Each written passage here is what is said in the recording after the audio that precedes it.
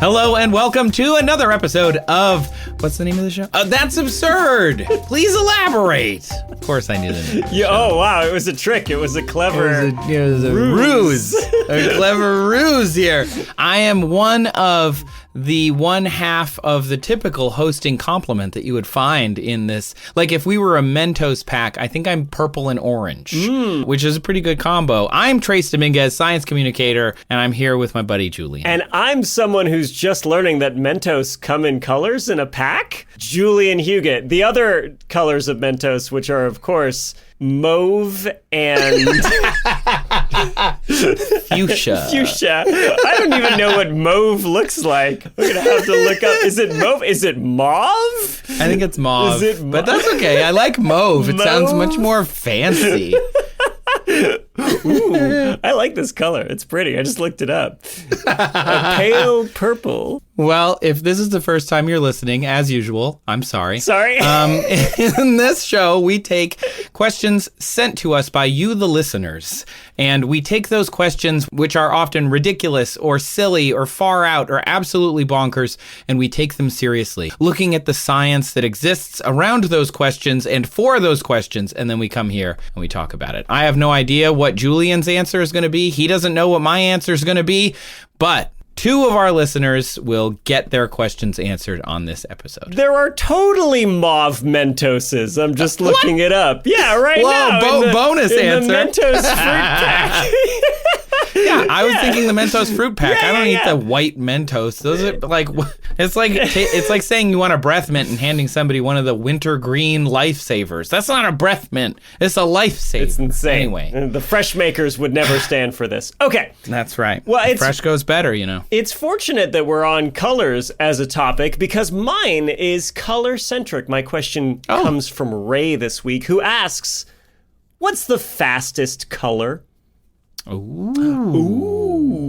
What is the fastest color? Fastest color. Now, Ray. Okay, I'm going to put my money on highlighter yellow. Ooh, I love that. Chartreuse, one might say. Chartreuse, yeah. As I do. Well, Ray goes on to say, "My dad and I have a joke where red cars are the fastest because, of course, red is the fastest color. But is there any scientific evidence for one color somehow affecting the speed of an object like a jet or a rocket? Obviously, unpainted vehicles are going to be slightly faster due to weight, but maybe there's something in the heat retention of certain colors, and if not, just go off vibes. Cheers." I love vibes. Love vibes. Well, yeah. I mean, waves are vibes, right? Colors. True. Colors are waves. Colors are vibes, babe. Colors are vibes. In a literal sense, vibes. But of like... Those are the vibes of the universe, babe. Yeah. That's all the colors are. Yeah, but... It's the vibes of the universe. Of the electric field and the magnetic field that permeate the universe. It's It's vibrations of those two fields, babe. But yes, let's talk about colors. And let's start with light, where we are.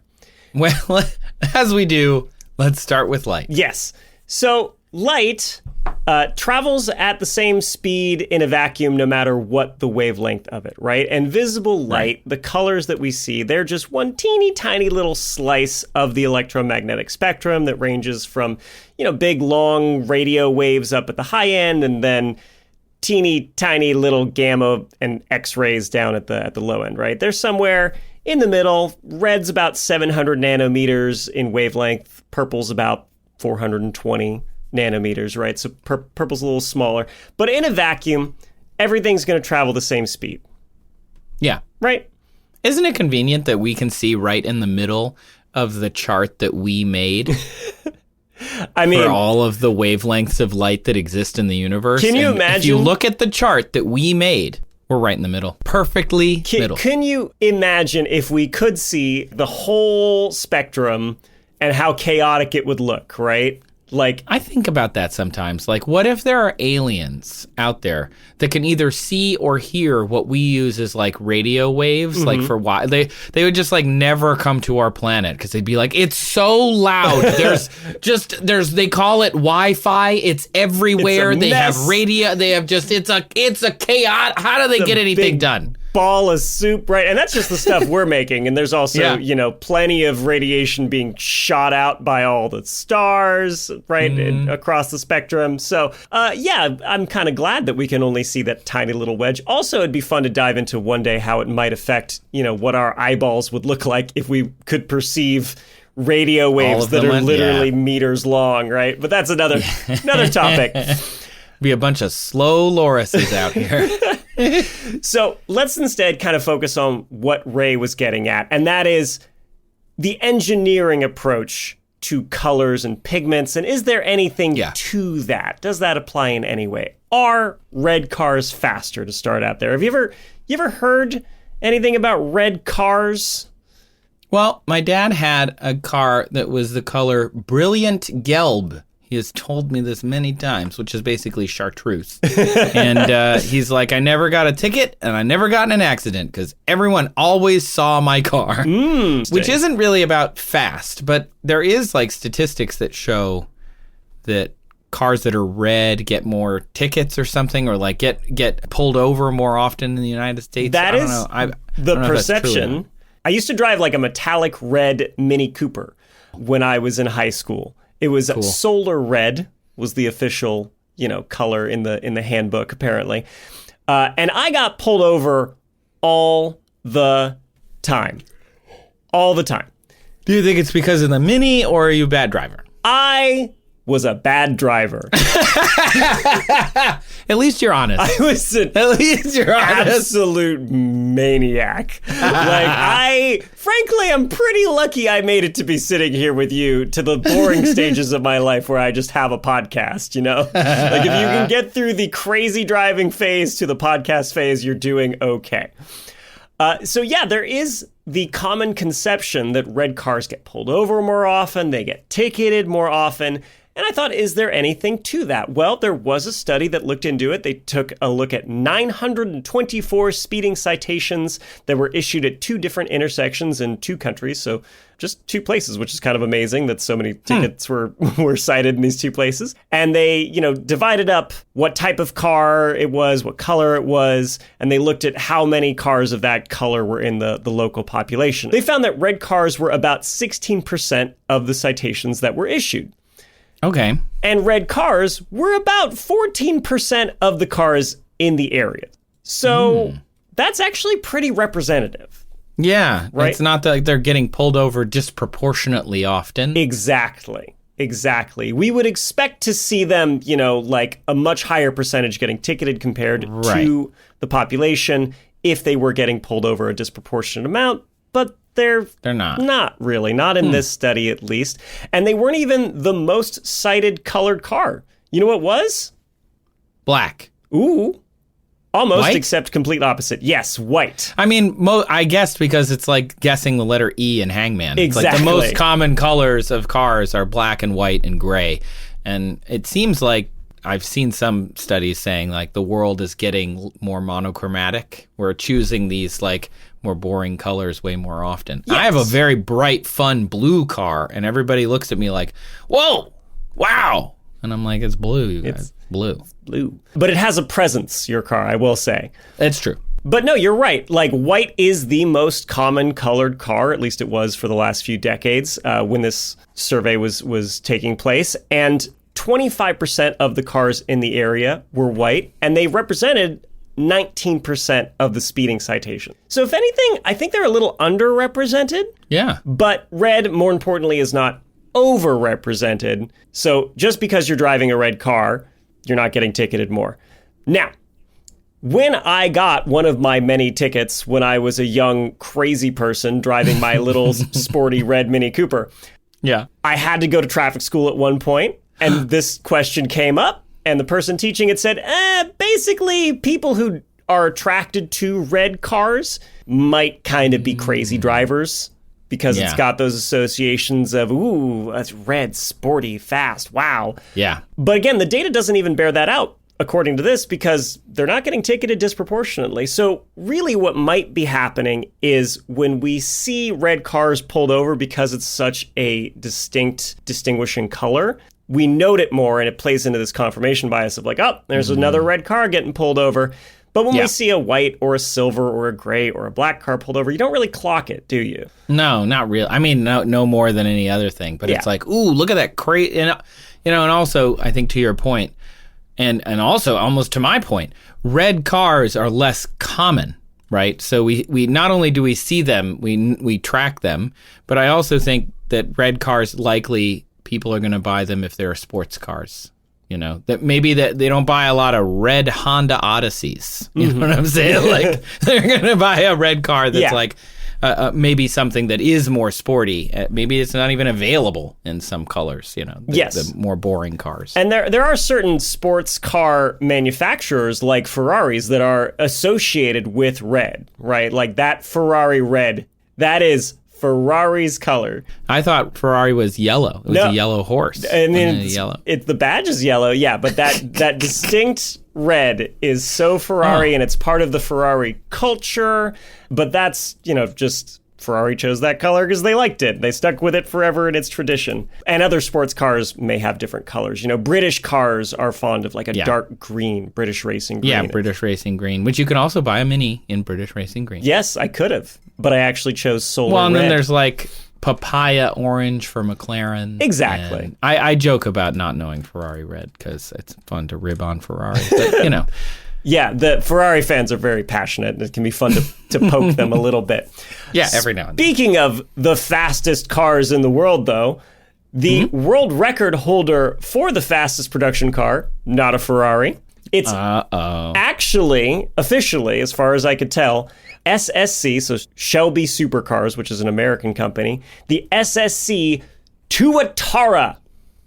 Tuatara, like Atari, but double it. Actually, the Tuatara name is named after an animal, and I will show you what that animal looks like in just a moment. But first, let's look at the car. I've linked in our chat a picture of the Shelby Supercar Tuatara. Tuatara. Ooh. Right. The 2019 SSC Tuatara prototype at Pebble Beach. Right. So gray.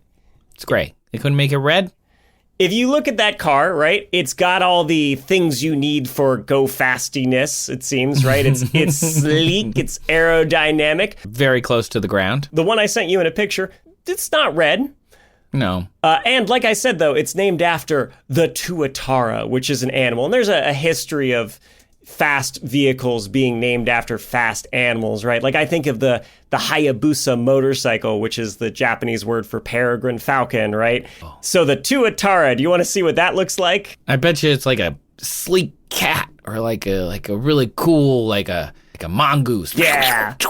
Yeah, why don't you go ahead and why don't you click on that second link I sent you?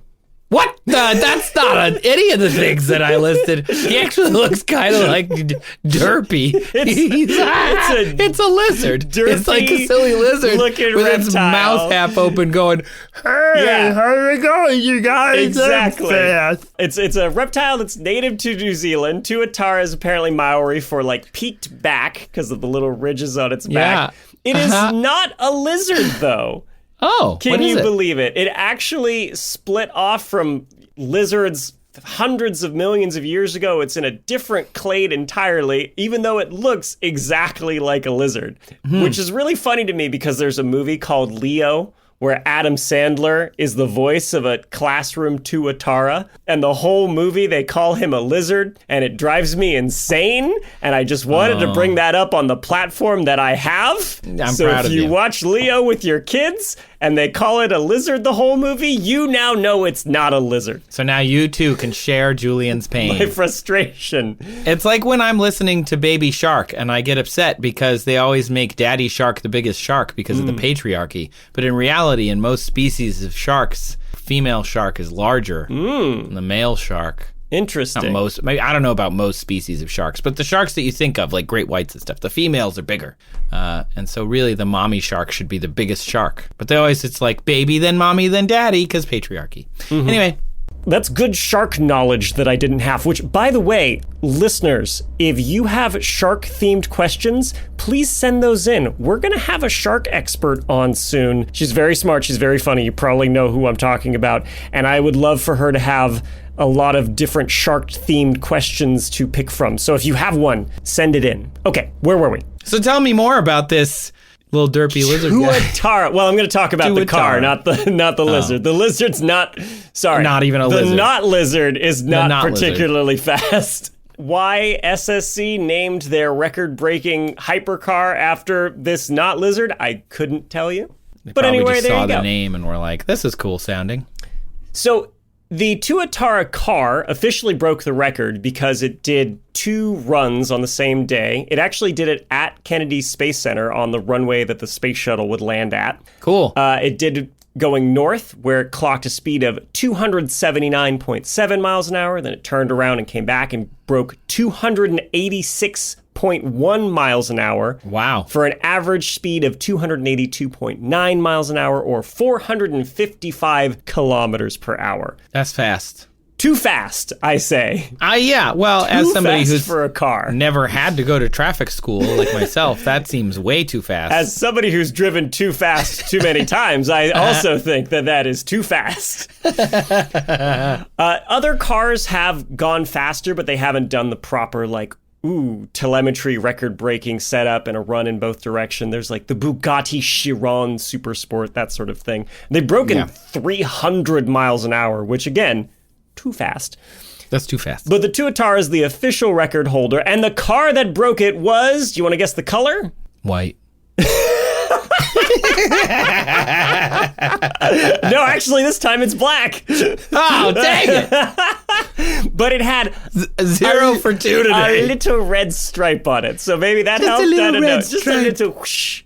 Yeah, like some stylish lip gloss, a little accent. Just little red stripe on there. Poppin'. So the Tuatara broke that speed being black, and apparently color at this speed not really affecting anything. But as we get faster, and when we're in the realm of aircraft, jets, rockets, does color actually have an impact, as Ray asks? And the answer, Trace, is yes.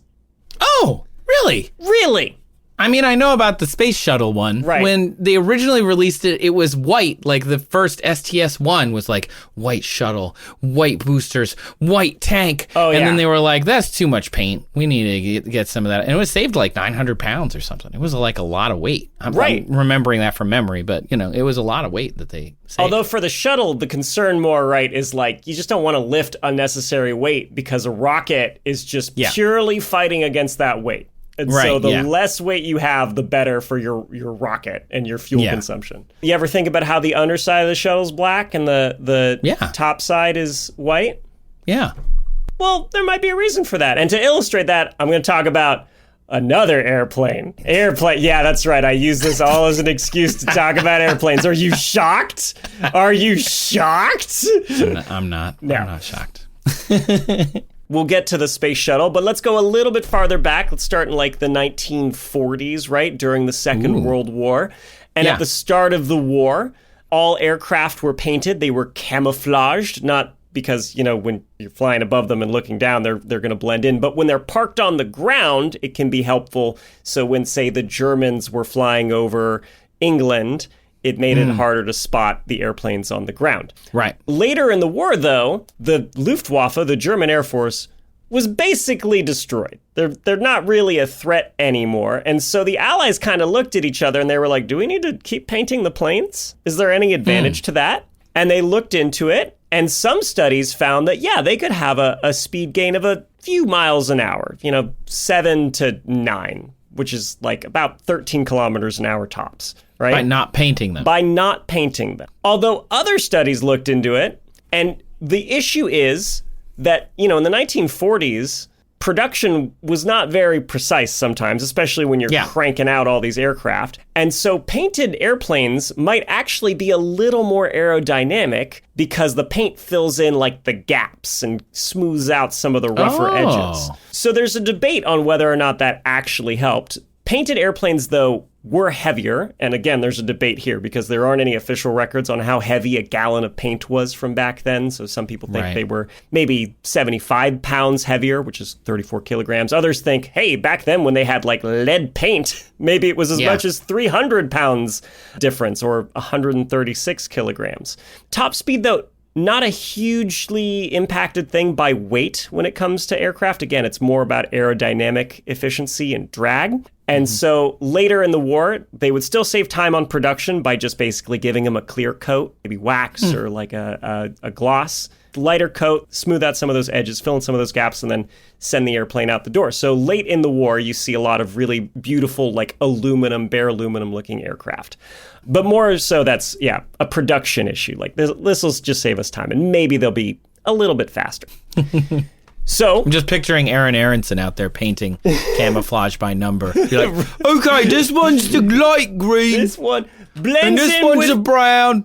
Blends in with me mud pile, which they did. It looks just like I'm making me homesick. Yeah, they were thinking about me mud pile. We were in the war. They were bomber bases, kind of out in the sticks of England. So yeah, that would fit. The free sticks. It would be just like me house. Yes. This British peasantry hadn't changed in 500 years, apparently. Okay, so let's talk about some aircraft that came later on. The world record fastest jet that's, officially been acknowledged, quote unquote. You sound upset about this. Well, we don't know what's out there today, let's be honest. But famously, the fastest air-breathing, jet-powered aircraft ever is the SR-71 Blackbird.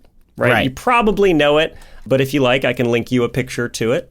Yeah, I know. I saw one at the Urfar Hazy at the Smithsonian in Virginia. It's excellent. Yes. So it's this famous, almost spaceship-looking vehicle. It's unlike anything really else that's taken to the sky. It's very distinct. And this is an aircraft that was made to fly incredibly high, like over 80,000 feet altitude, and incredibly fast, over 3 times the speed of sound. And at those speeds, heat is a real issue.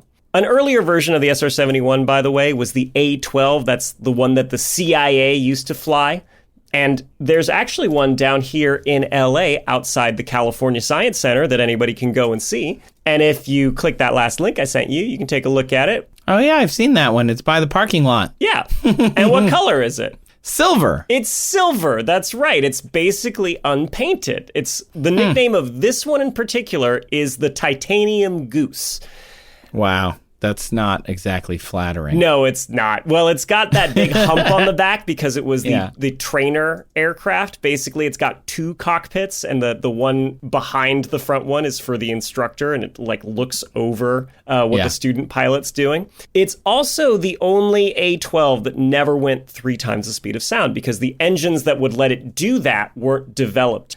So, because of that, this aircraft could still be that bare titanium finish, except on the parts that got the hottest, around the leading edges of the nose, the rudder fins, stuff like that. So those are black. And later, when the A-12 production models were made and the SR-71 was actually made, it had the unofficial nickname Blackbird because the whole thing was painted black. And this was actually a big argument within the Lockheed Skunk Works that was developing it, because the conventional wisdom was, if we want to reduce heat, we should paint this thing white. Oh? Well, have you ever worn a white t-shirt or a black t-shirt on a hot, sunny day? Of course I have. I prefer the former. Yeah. The white t-shirt. Why is that? Because it reflects all the light. That's right. Instead of absorbing it and making me all hot and sweaty. It's reflecting all the light, and so it doesn't get as hot as fast. And so everybody thought at the time, well, obviously, if this thing's going to be traveling 3 times the speed of sound, it's going to be rubbing against a lot of air. It's going to get insanely hot. It's going to get over 600 degrees Fahrenheit in some places, which is 315 degrees Celsius. So basically, the inside of an oven. It's going to need to stay cool. If it stays cool, the airframe will last longer. The electronics inside will last longer. You don't want those to fail when you're going at 3 times the speed of sound, right? It's probably better to paint it white. And there's a lot of other high-speed aircraft that were painted white at one point or another, including the Concorde. The Concorde, which I just pulled out my Lego model of the Concorde. He just got it. He's very excited. He got it. I wanted to kind of shoehorn that in there. The Concorde was painted white for this reason, thinking, oh, well, white is better at basically keeping cool. It doesn't absorb as much light. But there was one engineer inside Skunk Works. He was a thermodynamicist named Ben Rich, and he said, actually, we should paint it black. And the leader of the Skunk Works, who's a legendary aeronautical engineer, Kelly Johnson, said, that's dumb. We shouldn't paint it black. No. And Ben Rich stuck to his guns, and Kelly Johnson went home and basically reviewed old college textbooks and came back and said, actually, you're right. We should paint it black. Ben is right. And for getting one over on the boss, Ben was rewarded with a shiny quarter. Wow. That was the tradition. If you could get a quarter from Kelly Johnson, you were really something. Wow, you were really swell. So why is this, though? Why paint the Blackbird black? Well, it turns out that colors that absorb more light, like black, they also emit that. They radiate it out again faster. Oh. And at those high speeds, the concern for the Blackbird wasn't heating up due to absorbing thermal radiation from light. It was from friction. And so actually, if it was painted black, it would radiate heat away faster and it would keep it cooler. Now, cool. Literally. Ha! Now, here's the interesting bit. It technically wasn't black. Why? It was actually, and this is according to Kelly Johnson's autobiography, a very, very dark blue. Okay. Yep. Kelly Johnson wrote, the Blackbirds take their name from the dark blue-black paint. The color was determined after tests for emissivity, heat emission from the hot airplane in flight. Emissivity can make a difference of 50 to 80 degrees Fahrenheit in temperature on the aircraft. So it is a critically important item. Actually, the color of the Blackbirds becomes blue as temperatures increase at high speed and altitude. So it becomes more blue as it heats up. That's weird. Isn't that cool? That's really cool. They also said the Air Force wanted to have like a little red, white, and blue insignia on the wing of the airplane. And that was a real pain in the butt for them. They had to invent special paint for that because the red would turn brown and the white would get all mottled. And it was a real headache for them. But the Air Force was like, but it's got to have the red, white, and blue. Wow.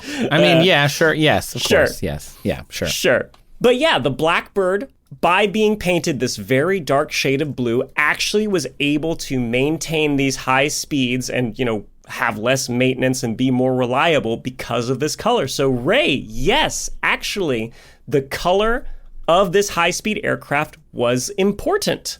I never had thought about that. That's cool. The fastest color, according to what is officially acknowledged by the U.S. government, is a very dark blue.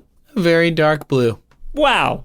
We talked about also the shuttle having that black underside. Well, that's the side that's going to be rubbing against all that air as it re-enters the atmosphere. And so you want to keep that cooler. And if it's black, it's going to stay a little cooler because it's emitting more of that radiation.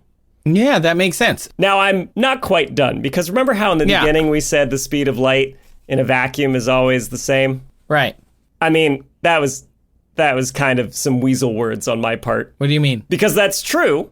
It is true that in a vacuum, light, electromagnetic waves, they all travel the same speed. And that is, of course, the speed of light. Right. But we don't live in a vacuum. We don't live in a vacuum. And in a medium, they like travel air. at different speeds. Air, Son of a... glass, that sort of thing. Son of a mother. It's the fact that they travel at different speeds that allows us to basically split white light into its component parts, right? The colors of the rainbow when they go through a prism. If you don't know what I'm talking about, think of Pink Floyd's Dark Side of the Moon album cover. And if you don't know what I'm talking about with that, ask your parents. Yeah. Or maybe your grandparents. Or your grandparents at this point. But it's because of this difference in speeds that the different wavelengths travel at through a medium that allows us to split them. They bend different amounts when they hit a medium because of this difference in speed. By the way, happy Pride, y'all, while we're talking about rainbows and stuff. Love that. Woohoo! Isn't that a nice little coincidence? Yeah. But the slower they go when they hit a medium, the more they'll bend. And if you look at the colors of a rainbow coming out of a prism, you'll notice that the one bending the most is the highest wavelength, that purple. Yeah. And the one bending the least is red. Right. Which means through a medium, red is the fastest color. What? No. Yes. Yes. What? Yes. No. Traveling through a medium is slightly faster. And this is important for things like telescopes, right? And you can get things called chromatic aberration when the different colors of light split and kind of make a rainbow effect on the image you're trying to make, that sort of thing. So yeah, Ray, from an engineering perspective, if you're going to have a vehicle traveling really, really hot through, say, the air, something with friction that'll heat it up, you probably want a dark blue or black. And if you're just concerned about through a medium what the fastest color is, red. And if you're not in a medium, then it doesn't matter. You know, if you're in the vacuum of space, be it a vehicle or light itself, the color's not going to make a difference. Not going to make it faster or slower. Well, would you look at that? The color of it, I mean, specifically. Hey. Yeah. All the mauves in there. All the mauve. Beautiful shades of taupe. So wait, what's faster than mauve or chartreuse? I guess mauve. No, mauve is more purple. Chartreuse, baby. Oh, dang. Yeah. All my motorcycle equipment chartreuse. That's my favorite color. All right, let's go to a break quick before Julian starts talking about motorcycles trying not after to get spending hit. 20 minutes on aviation. I'm like your dad. I'm trying to make sure that everybody sees me. All right, let's have a quick break and come back with my question. Julian, give me your best dinosaur roar. Oh, God, an asteroid! It's horrible! Wow, that was not where I expected that to go. We're popping in before the show to tell you about I Know Dino. It's a dinosaur podcast. You know, we think of those dinosaurs being this thing that's been dead for tens of millions of years. Even so, studying dinosaurs can still teach us stuff that is relevant to the world today. Yeah, like climate models to help us understand global warming. Migration patterns of dinosaur lineages, they tell us about Earth's changing continents. We can also study dinosaur diets, what plants lived then and maybe what animals and how they interact. And, this is super cool, many dinosaur injuries, paleopathologies, they're the first known occurrences of diseases. And they talk about all this kind of stuff on I Know Dino. It comes out every week with new dinosaur stories that you're not going to hear anywhere else. Like, I hadn't heard of a lot of these, which is pretty cool. You can find I Know Dino on Apple Podcasts, Spotify, wherever podcasts are. And if you found us, you can probably find them. Go check them out. So actually, you know, this bright chartreuse, like a lot of motorcyclists don't think it's cool, but Rossi is one of the most successful racers ever. Julian! We should come back, huh? Shouldn't we? Yeah, we should come back to the show. Welcome back, everybody. If you want to hear me talk about motorcycle visibility, I guess we'll use that as a special later. But now... I'm crying. It's time. Yes, I've finally beaten you down. I can see the last of your soul leaving. It's Trace's turn. Trace, what is your question this week? My question this week comes from Charles P., who asks, how much does my house shrink in the winter and expand in the summer? Oh, more thermalness. Yeah, what a quinky dink. He says, for example, why are they louder in the winter? And what does my humidifier do to change this equation? Which is a great question. That is. Good job, Charles, on thinking about that humidifier, but we'll come back to that in a minute. So we've just spent, 20 minutes talking about thermodynamics and light, but we haven't spent too much on the shrinking and expanding of the materials, right? So this is a basic property of materials. More heat, atoms are moving faster, they contain more energy, and thus things tend to expand. Less heat, atoms are moving less, and they contain relatively less energy, and thus they are shrinking, or they shrink to a certain size, depending. And this is super practical, basic level stuff. And the first thing I thought of is bridges. Okay, well, the first thing I thought about was airplanes. Did you know the Concorde and SR-71, they both grew about 11 inches in flight because of the heat? And the Blackbird had to have, gaps in it for when it expanded, and it would leak fuel like crazy when it was cool because of that, because it would shrink. Actually, we're on your thing. Sorry. Tell me a story about a bridge. Okay, buddy. So bridges are big. Oh! Yeah. Yep. Governments build them, usually. They are an important use of public tax money, and they benefit everybody. They are outside, usually. I've done a lot of research on this answer. It sometimes is outside, it's hot. And sometimes it's cold. So I'm obviously this is really why good. Tune in. Yeah. They can tell that I'm smart. They can't get this information. We go deep here. We go real deep. So I looked up my friend Grady Hillhouse's YouTube channel and Nebula channel, Practical Engineering. Fantastic channel. He has a whole video titled Why Bridges Move.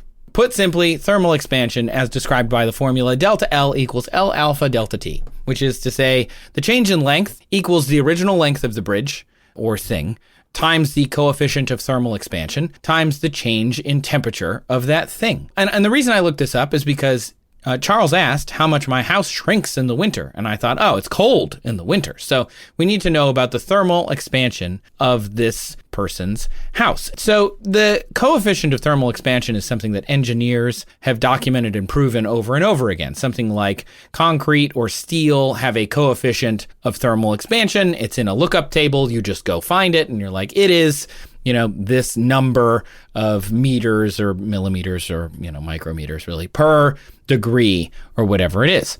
And so I reached out to Grady and I was like, can you explain this to me? And he was like, I made the video. You can watch the video. And I was like, you're right, Grady. I did watch the video. We bother Grady so much. Yeah, we do. Between you and me and writer and friend of the pod, Ralph Crew, who we've had on. That's right. And so the coefficient of friction of steel and concrete, Grady told me, is so similar that they usually just kind of smush them together into reinforced concrete, and that works well enough because they don't flex enough that it's going to make much of a difference unless it's a super duper long bridge, and then things just get more complicated, which I thought was really helpful. So thanks for that info, Grady. And the example he uses in his video is a concrete sidewalk, which occasionally have those like flex gaps in them. Mm-hmm. Not the gaps that are in between the chunks of concrete, like you have a little square, but in between several of those chunks, all of those together, there'll be what looks kind of like caulk or silicone. And that's the expansion joint for a concrete sidewalk. And something that's a really long sidewalk, say a city block, could flex like several millimeters. I mean, it's a significant amount, which if there isn't accounting for that, it could break the sidewalk, which is pretty cool. So I started looking up wood as a coefficient of thermal expansion. I used the engineering toolbox, engineeringtoolbox.com. It's a site I use for a lot of stuff like this, has a lot of really cool information. And they said wood perpendicular to the grain is 0.00003 meters per degree Celsius.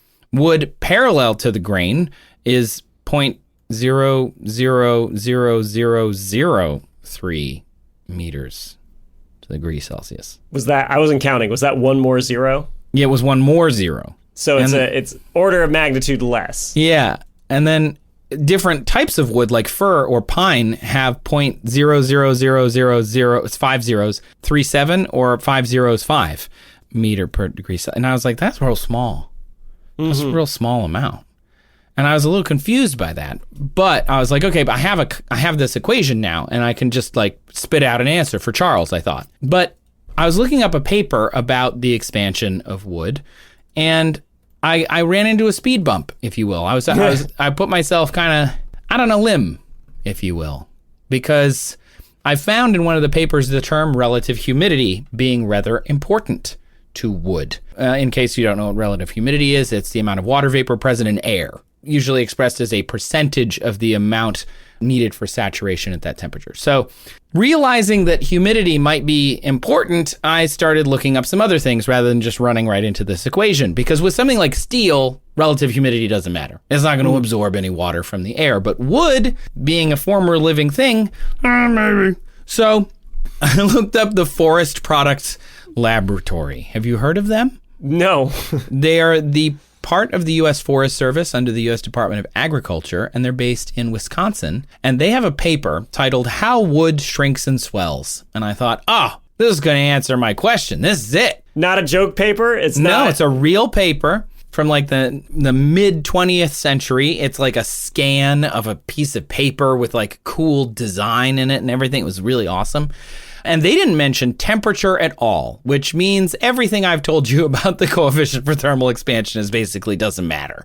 Well, with the amount that you were saying it expanded seemed pretty insignificant. Right. It turns out wood doesn't really care what temperature it is when it comes to its swelling and shrinking.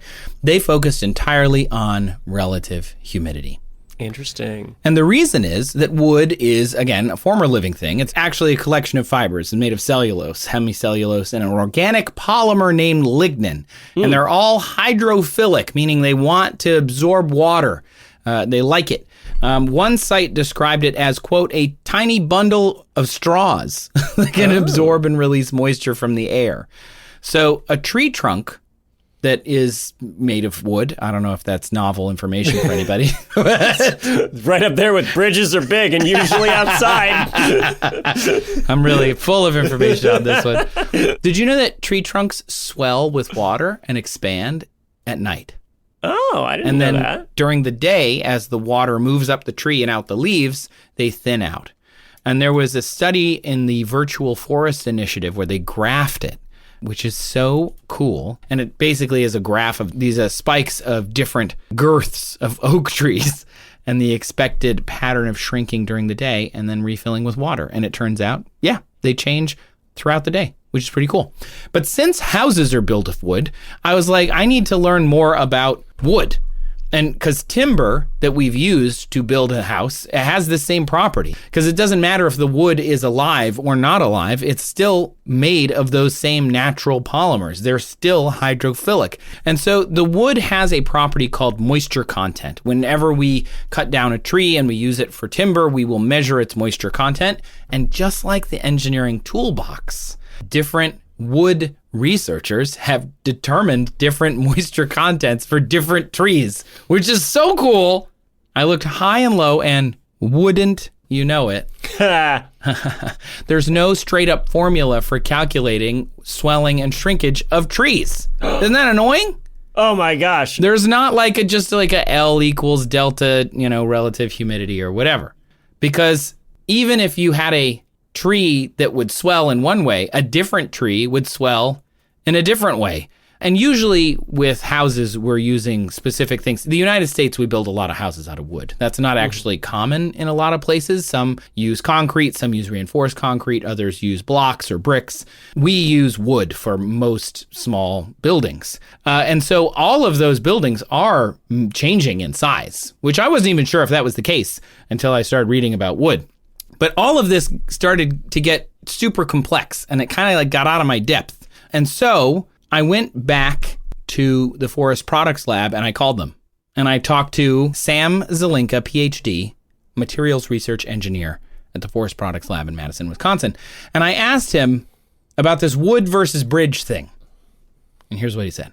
So wood is a unique material in that the temperature doesn't really cause many changes in the dimensions of wood. So like if you think about something like steel or glass or something, well, steel expands a lot when it gets heated up and glass will shatter because, if you heat it up and it's not a specific type of glass, it can't handle that thermal expansion. For wood, it's much more, it depends on moisture content. And so from the green state, like the living tree, to the oven dry state, like the other extreme, you could see changes in dimensions of like up to 10%, depending on the wood species and other things. So it's actually kind of a lot. One of the reasons you don't have the change with temperature is because when the temperature increases, that causes thermal expansion, but that also usually causes the wood to dry out. So they're kind of moving in opposite directions. Isn't that cool? So that's why the temperature doesn't matter.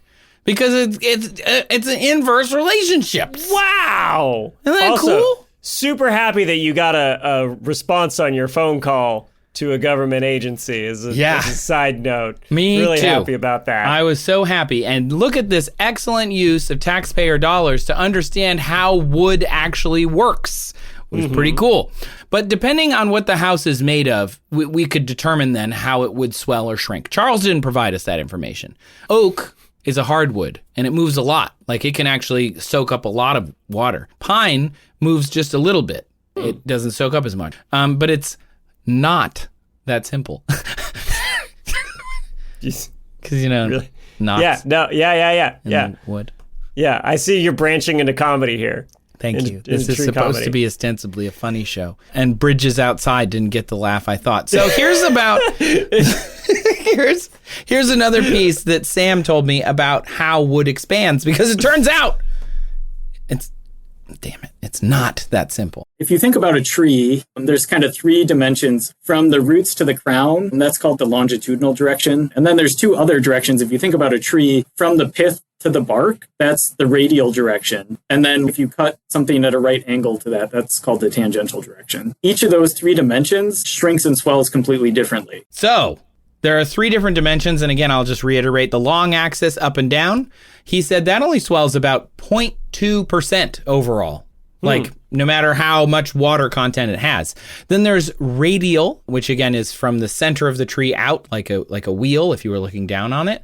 And that might in softwood go like 4%. And the reason it doesn't do more is the tree actually grows cells to like hold it in like a belt so it doesn't burst outward because, they can get pretty tall. And then there's tangential. And the reason that one swells the most, I would guess, is because the tree doesn't really design itself, like they didn't evolve to have like a slice, like a piece of bread, Like again, if you're looking down at it from like it's a wheel, you're cutting it kind of up and down the longitudinal, so you get left and right kind of cuts. It's perpendicular to a radial. So it's kind of hard to explain. But essentially, they think for softwoods, it's going to swell about 7 on the tangential, and that's pretty big for something that swells a lot, a 7% change in its thickness. So at this point, I was like, there's too much happening in wood. Right? Like you got all these different species of wood. They're all going to have different moisture contents natively, like out in their environment. And then if you add moisture, they're going to swell at different rates and in different amounts, depending on how you cut them and then how you use that cut to put it into a house. And it's like, what? Well, are you saying you were getting ready to just leave this question altogether? Leaf this question, you mean? Leave this question yes, altogether? That is what I'm saying.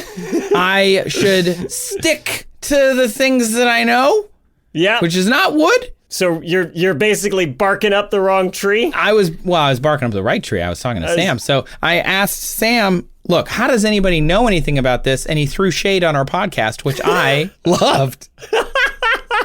How did we learn that this swelling and shrinking happened and kind of put math behind it? I think people knew this for a very long time, right? We've been using like wood since like caveman time, and we knew that wood did this stuff. If you could talk to somebody in the 1800s on this podcast, they would think this is a dumb episode for a podcast because like everybody knew that. They're like, bow would break or your door wouldn't close in the summer or all those things, right? So like everybody had to build their own house or build their own tools or those type of things out of wood. And so they were intimately aware with which wood species like swelled more and shrunk more. So we've done science on that as we've moved to this industrialized economy. But if you go look in like a castle or something, it was clear that whoever built that castle knew these things about wood much better than maybe someone like me even. Look, Sam. First of all, we would have to explain the concept of a podcast, which once they understood all of that, oh, well, first there was this thing called radio, and then somebody made something called an iPod, and then somebody put a broadcast on an iPod and called it a podcast. with an RSS feed. Yeah. Duh. Yeah. Once we explained that, and they scolded us for how dumb a podcast is, and how we're wasting our lives by not being shoe cobblers and carpenters, then they'd tell us we were dumb for not knowing this about wood. So there's several stages of scolding to get through first. I'm but a humble blacksmith and couldn't possibly understand the complicated nature of wood, my lord. If you wanted to know about sticks, you could have just called me. I'm a right stickologist, I am. I is. Yeah, we know it's dumb. It's our podcast, Sam. I really appreciated that. But also I liked what he said there, where it's like people worked with this. They built their own houses. They built all sorts of things. So they would account for the swelling and the shrinking of wood. And they just knew that it was going to swell and shrink. Maybe they didn't know precisely, right? They just knew like, oh, we'll put a little extra space here because it's going to swell. And that's actually something that in other bits of research for this, to go back to bridges for a second, the Brooklyn Bridge is overbuilt because they didn't have as much precision engineering when it was built. So they just built it really, really, really big and bulky. And that's why most bridges today are very spindly, because they can precision engineer them to be what they need to be and nothing else. Whereas like the Brooklyn Bridge is this big, chonky, thick boy, and that's because they didn't really know. So they're just like, let's just throw every brick we have as much as we can throw, and it'll be fine. Let's be real sure this isn't going to collapse. And a ship hit it the other day, and everybody was like, this is a bridge hurt? And I think we're just like, what was New York that? was like, I'm sorry, what? I'm sorry, what? What? Sorry? It was a spindly little mast, no big deal. So anyway, I wasn't quite humbled by all of this yet, so I kept talking to Sam about it. But I thought, I'm smart, I have the internet, I have nerd cred, I can figure out how much Charles's house swells. You're gonna get to the root of this problem. I can get to the root of the problem. So I looked up data for the biggest humidity swings in the United States, figuring now I understood, right? We needed to figure a type of wood, which houses in the United States are typically built of pine or fir or spruce. Got it. That's only 3 different types of wood. Find one that swells a lot and go with that. It doesn't really matter if Charles's house is built of that. That's a good place to start. Then find a place where it has a huge humidity swing. The National Oceanic and Atmospheric Administration, well, look at that, tax dollar funded. Love those guys. And love them gals. so much. They have a huge data set of relative humidity going from the 1940s till 2023 in cities all across the United States and territories. And the city with the most relative humidity span, I dropped it into a script and had it, calculate it through. Any guesses? I was surprised. City with the most delta of relative humidity on average from winter to summer. San Francisco. No, it's that one's actually pretty even because it's on water. Really? Like I thought for a It's while, always foggy. maybe it'd be the Midwest. Because, the Midwest is a continental climate. It does have a lot of big swings. But if you're near the lakes, it's a pretty even humidity. So since we're not looking at temperature, we're looking at humidity. I'll give you a hint. It has to be a high altitude where it's going to get dry really fast in the summer and stay pretty dry. But it also has to be somewhere where you're going to get a pretty wet winter. So like in the Colorado Rockies, Denver? Not like Denver, but close. Salt Lake City. Ah. Yeah. So it swings from 26% relative humidity in July to 70% in January, which is really wild. Essentially a 40% swing. My mucous membranes. Right? I know.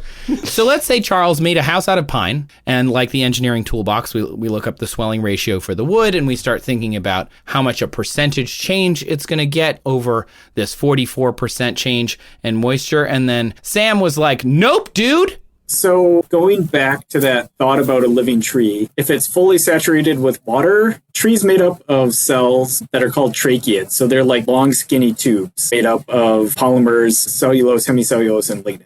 And in the living tree, the inside of the tube is full of water, and those cells are saturated with water too. As you start to dry out the tree, you start to lose that water in the hole in the middle of the cell. And at some point, start pulling water out of the cells.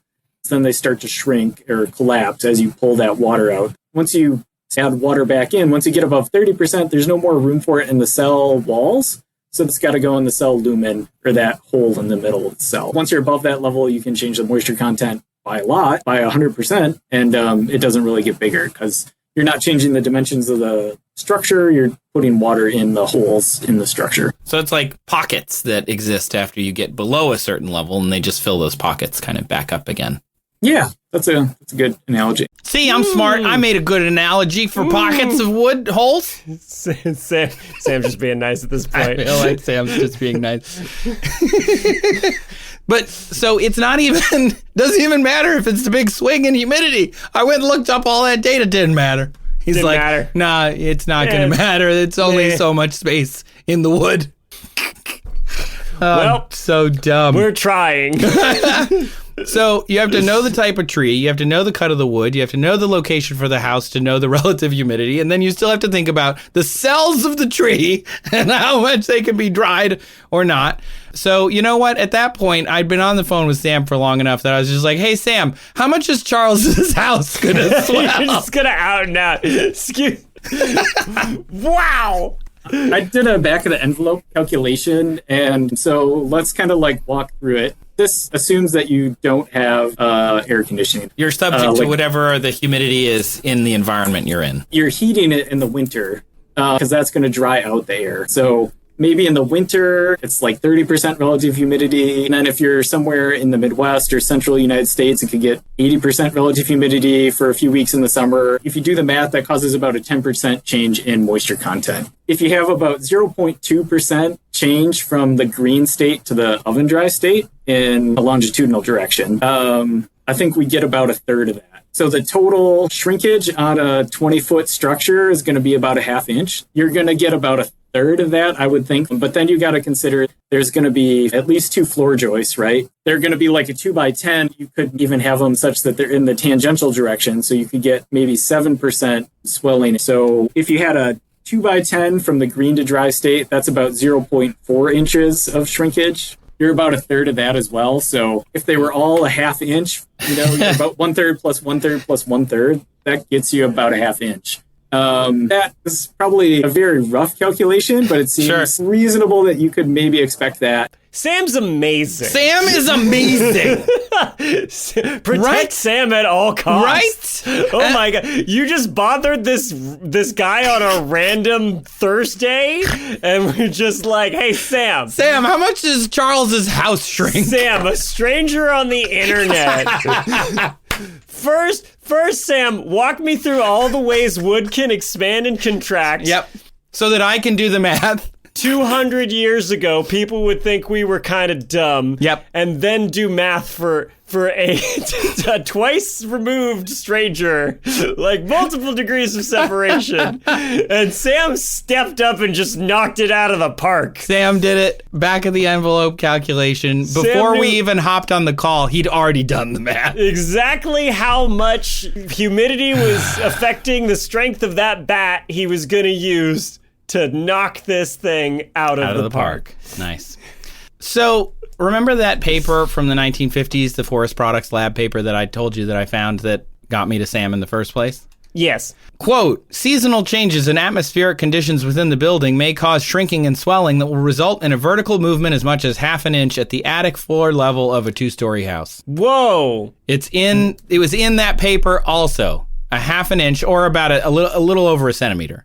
And it aligns with Sam's prediction. That's amazing. Yeah, from the 1950s, this random paper. Whoever wrote it would be like, that's right, Forest Products Lab still got it. What up? Making him proud. Yeah.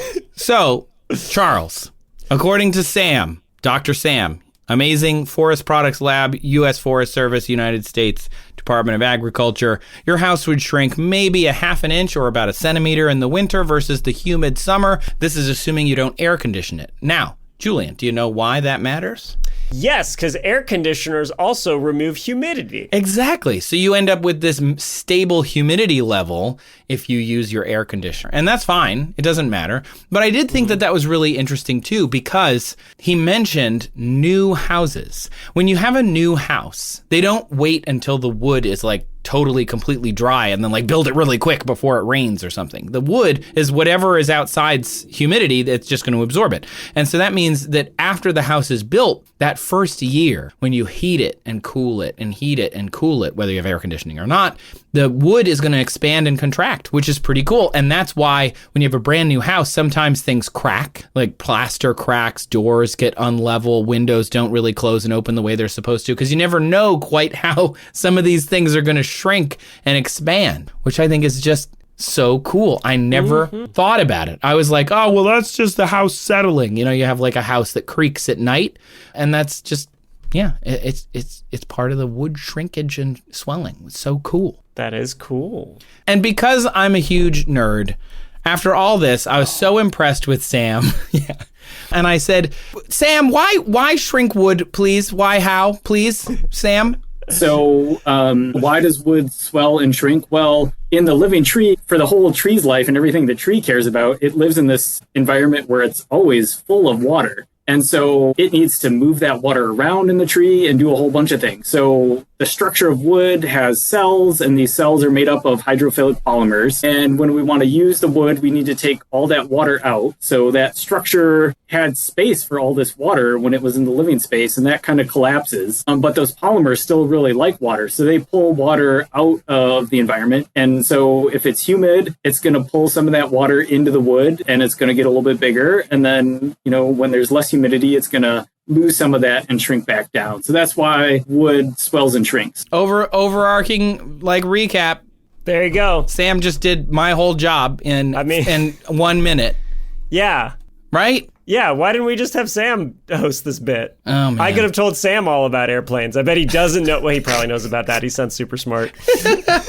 And then also, just to reiterate Charles's question, he asked about his humidifier and why that would affect his wood floors.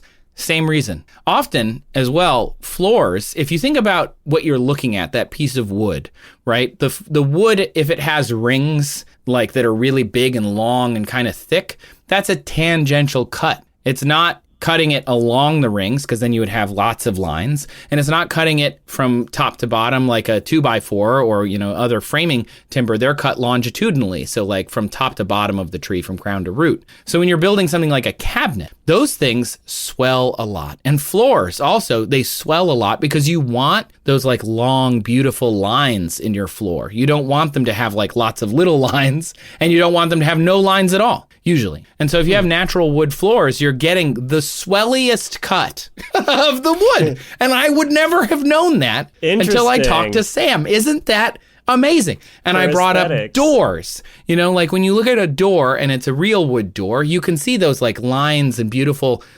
often lines and circles.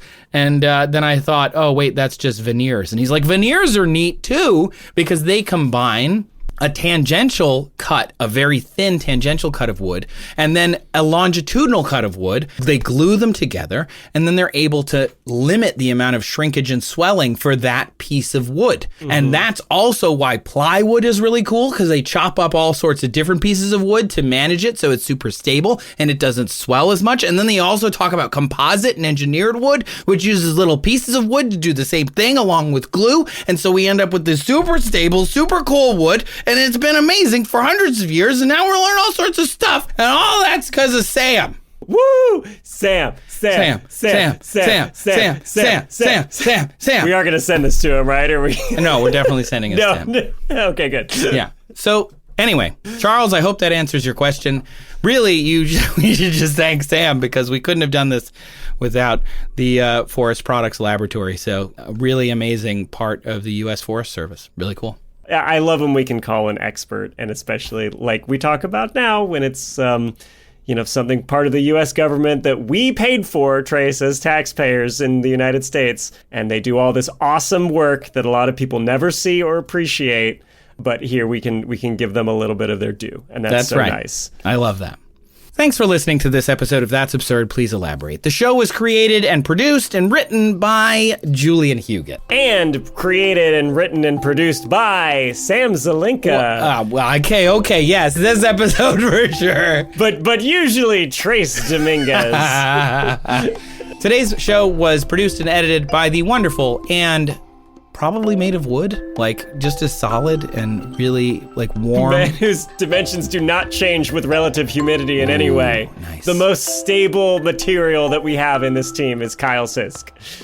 Our website and social media is made more awesome by our new associate producer, Sabrina Capello, so thanks to her. And our music is thanks to Epidemic Sound. Thanks to our listeners who submitted questions for this episode, Ray and Charles. Oh, that was not intentional. Oh, funny. If you would like to submit a question, you can look for the form down in our show notes, or you can email us, hello@that'sabsurdshow.com. You can visit our website, that'sabsurdshow.com/ask. You can call us 302-TAPESHO. The whole show runs on your questions. If that weren't obvious at this point, we've outsourced all of our creativity to you, and you are crushing it. And apparently Sam as well. And Sam. and our research. Soon this will be the answering machine at the U.S. Forestry Service will be the number that we link. Yeah. And they'll just call you back directly. So please keep sending those questions in. Special thanks to our absurd administrators on our Patreon. Thank you those who are supporting us on Patreon. There are so many of you now, and we really could not do this podcast both without questions, but also thank you to our absurd administrators. Thank you so much. Adam, Les, Austin, Jonathan, Evan, Dan, Sabrina, and the Brain. Cool. And happy anniversary to our ridiculous researcher, Maury, who's been with us for 6 months. And Maury also offering to do German pronunciation for us again in the future. Oh. If we need it, which Thank you for still listening, despite our attempts at German pronunciation, Maury. Thank you for that. Also, thanks to our newest patron, Atomic Straw. We now, of course, must thank our newest and only preposterous producer level patron. We made this tier as a joke. Literally a joke. When we were making it, we were like, what should the tiers be? And we were like, what if we had one that was so absurd? So, to use the meme from Glee, we're gonna make a Patreon tier so ridiculous that nobody would be expected to support us at this level. In fact, we're gonna make the perk being an absurdly long title that we have to read every episode now, as if our outros weren't long enough. Yep. Because of this person. So, with that said, Trace. Yes. Take it away. Cue the music. Pinky of the House Patron, your first of your name, the ridiculous, the queen of the absurd, the reruns, and the first episodes, Queen of Aronson, Khaleesi of the Great Nerdy Sea, Protector of the Realm, Lady Regent of the Seven Kingdoms, Breaker of Chain Letters, and Mother of Dagrons. Pinky, our new preposterous producer.